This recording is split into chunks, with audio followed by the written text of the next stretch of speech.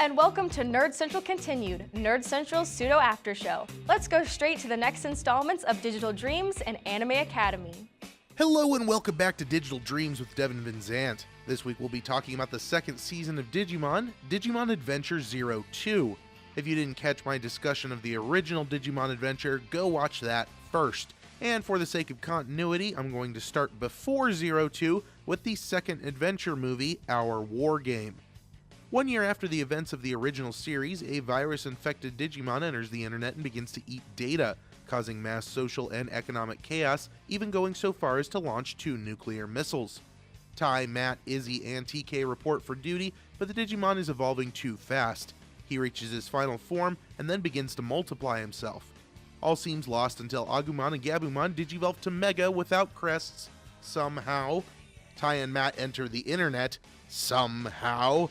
And more Greymon and Metal Garurumon fuse into Omegamon. Somehow. You got all that? Okay, so why is this relevant? Well, besides the fact that Diaboromon returns for the second 02 film, this movie actually catalyzes some of the events in the season. Remember how I said that the original Chosen Children witnessed Digimon in the real world 4 years before their experience at summer camp?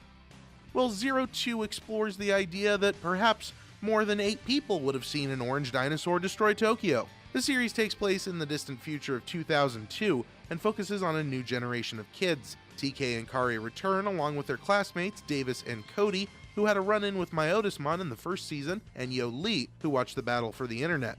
The 5 of them enter the newly restored digital world where they receive new Digivices called D3s, and were introduced to 3 new partner Digimon, Vmon, Armadillomon, and Hawkmon.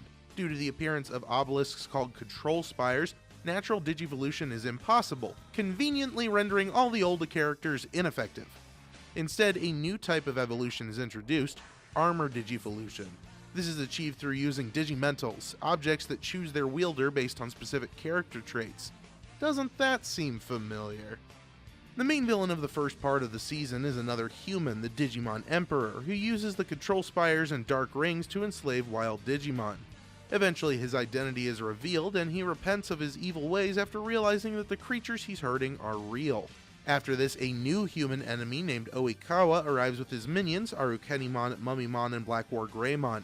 Jealous of the kids that had been to Digiworld, Oikawa kidnapped several children and implanted them with dark spores, which grow by causing them to act on their darkest thoughts. In order to combat these new threats, Armor Digivolution is thrown to the wayside, and regular Digivolution returns with a new twist, DNA or Joint Progress Digivolution. Similar to the fusion of Omegamon, DNA Digivolution takes 2 champion-level Digimon and joins their power into one ultimate-level being. Eventually, Black War Greymon is convinced that he is the master of his own fate and sacrifices himself to limit Oikawa's influence.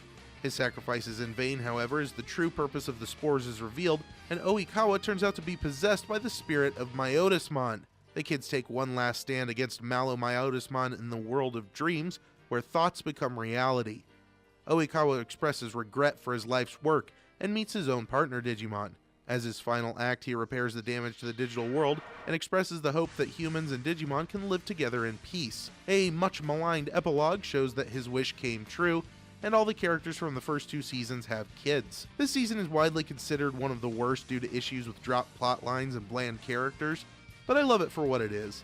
It's the first season of Digimon I got really into, and although the first is probably a better overall story, I like a lot of the real-world issues this season deals with, like depression and the death of a parent. That's going to do it this week for Digital Dreams. Come back next week when things get real. Thanks for watching. Hello, I'm Drew, and welcome to Anime Academy.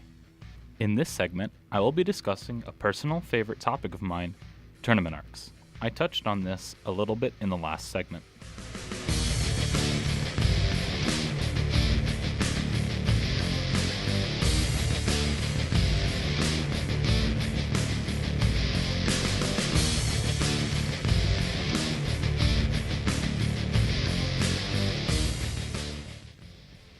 Tournament arcs are a common sight in anime. It's a great way to show a character's recent progression, whether it be strength or personality change. A lot of times it's seen as a cop-out or an easily entertaining way to see a bunch of fights. Some follow the formula to the letter.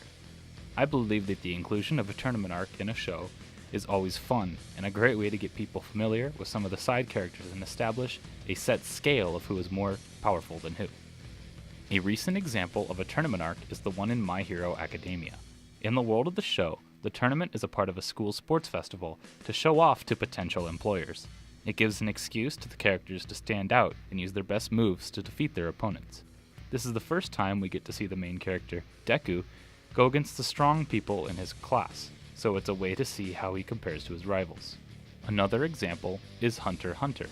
In the world of Hunter x Hunter, there is a place people can go to test their might. There we watch the main character, Gon, fight his way to the top so that he can challenge his rival. It's often formulaic, but that doesn't mean it's not interesting. As long as the show puts their own spin on it, it's good in my book. Clearly the trend isn't dying just yet, as Black Clover seems to be preparing to start up its own tournament arc. It's up to the individual whether or not you think they are unoriginal or simply there to buy time while the writers come up with the next major arc.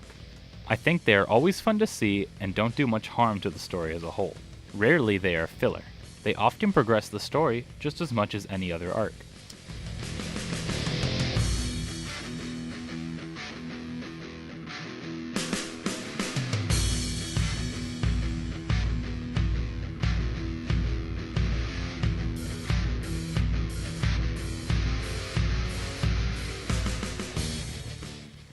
Once again, thanks for watching this segment of Anime Academy.